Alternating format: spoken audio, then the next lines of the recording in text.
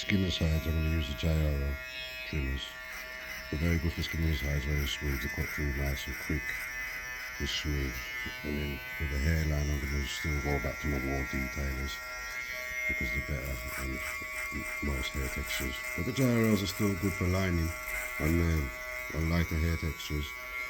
But the sharper hairline on his hair texture right now will come from the wall detailers because they're closer set, and then just give a crispier hairline and a coarser hair like his hair density. And his hair was less dense, I could probably give it a line up with these and it would be very sharp still, even with these. I don't adjust any of my clippers or set any of my clippers, I just use them fresh out of the box, and I just use various clippers like depending on how they work, for various different hair textures. So I just got like a lot of clippers to choose from, so that's why I don't adjust my clippers. So the ones I know might not be as sharp, or the ones I know that are too sharp, if I'm trimming a kid or a woman, I won't use them. And the ones I know that aren't as sharp, I can use them for different jobs still, and coarser hair, just to help me get the bulk out and the skin in the sides. Because really you're not meant to skin the sides with trimmers. You're meant to skin them with the big clippers first. But it does brunt on your trimmers, but these ones cut straight through. And obviously I've got a lot of trimmers. I've got 4 Babyless FX2 roll through rose gold ones. I've got the detailers. I've got some Andy's ones. I've got a few different ones, so I can use for different jobs.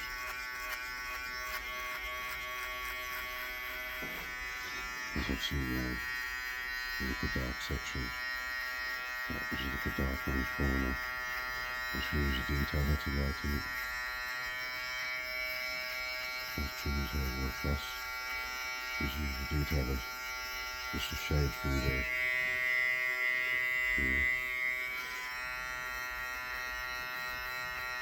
Obviously I will make a longer video just to break down the trim a lot neater, brush the hair out there a lot more, and show you the different sections of the trim. But this is just my first piece of long form content. Once again, I haven't got too much battery on my phone, that's why I'm not, or too much memory, so that's why I'm not going too far with the content on the phone, which I pick up some traction. I start using other things. I've got the other tools, but I start using the proper cameras to get real content right. But for now, we do this also as part of a challenge, so this is the Bounce of Hook challenge, the 7-day activation challenge, posting content every day and working on building a personal brand, which will help my actual brand that I'm pushing as well. So building out personal brands behind it, myself and my business partner, so people know who we are. And we'll be doing content. I'm doing this personal content. I'm sure you may be doing some content, or we can do some content together too. But for now, this is just part of the challenge. So I'm just speaking of simple things I can do just to get used to what I do, and to show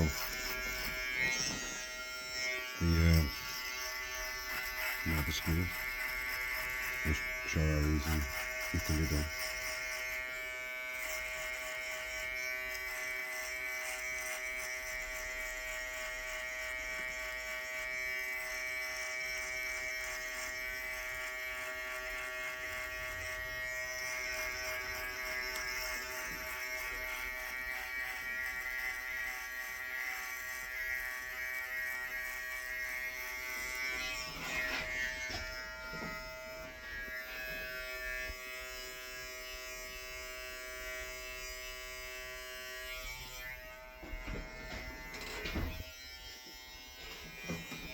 Should I move the shelf?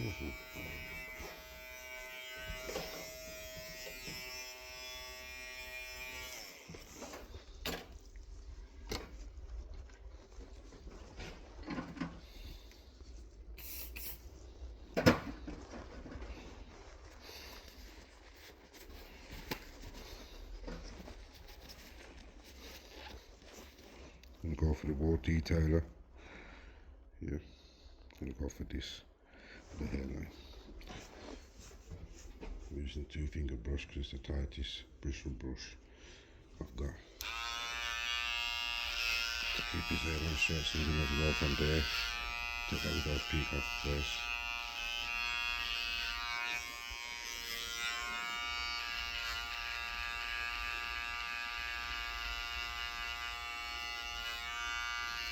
And how I teach the youth how to do hairlines is a little bit like this on one side, and then space like that, and do a little bit on the other side. I should try and be, if there's any high points in the hairline, try and use that as the highest point that you're going to go. So even that gap there, I'm not going to go all the way into to go across with it. And bring that close enough there, I should be able to brush a little hair over it. Just embarrassing going over the hairline on me. End up just sealing up that gap, but I don't go straight away. So we'll do that. Get the corner sharp.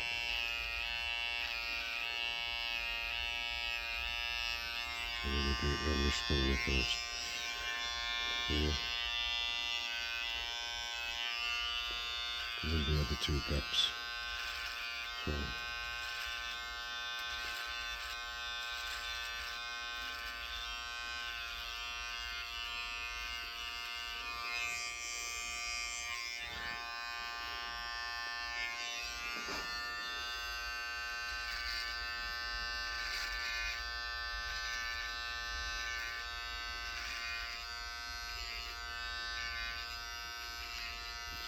straight to there. And for the sides, what I'll do is I'll brush the sides in, because just for instance, if you're a young barber and you mark the sides, look at this now. This looks sharp here, and I mark the line. First time I mark the line here.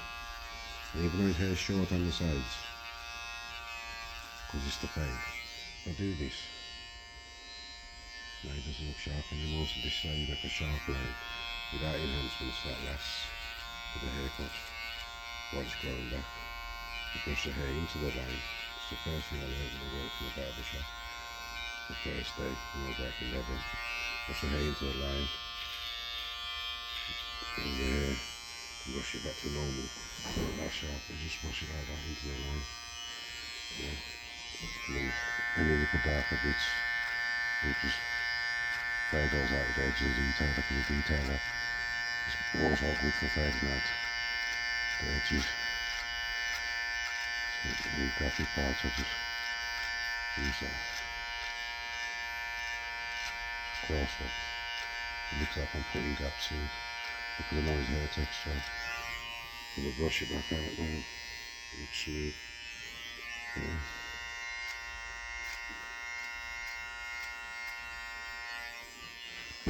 And this side, same again. Brush it forward first, and make the line, and then brush it forward again, make another line. And then if the hair is still,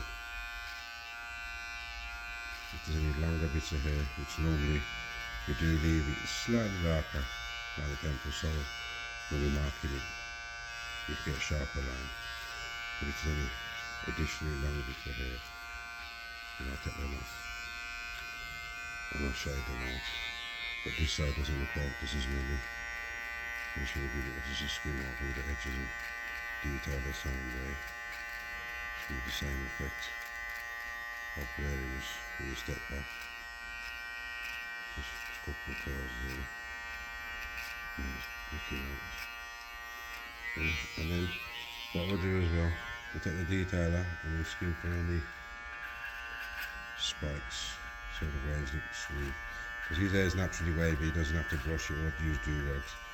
So when I do cut it, it's wavy, but it's still spiky. So I'll just do this freehand.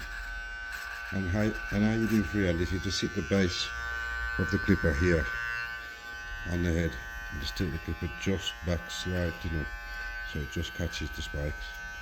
Make sure the teeth aren't facing in, make sure the teeth are facing outwards, but not too much outwards, more or less straight.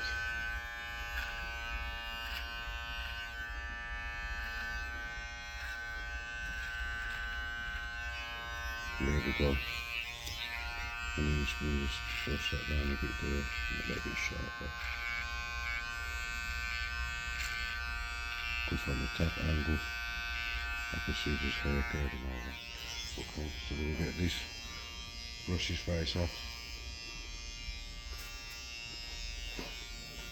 So we'll shape his moustache. Now we shape the moustache. Because you take the clippers, you put your finger in front of the clippers like this. Yeah. And you put it just there, under his chin. And then you just tilt the clipper in. Like that. You put your finger on the clipper just under his bottom lip. Just on top of his chin. And just tilt it in. Like this. And to get the sharpest line from the top, you tilt the clipper around this way. Rest your finger on his forehead. You lift the finger at that point. And just mark the line. So he's having a very natural shaped moustache for him, not too big, not too small, just natural shaped moustache in the middle. Yeah. If you've got any grey hairs, like this one there, just use the edge of the clipper and just pick that out. Yeah. And then do this side.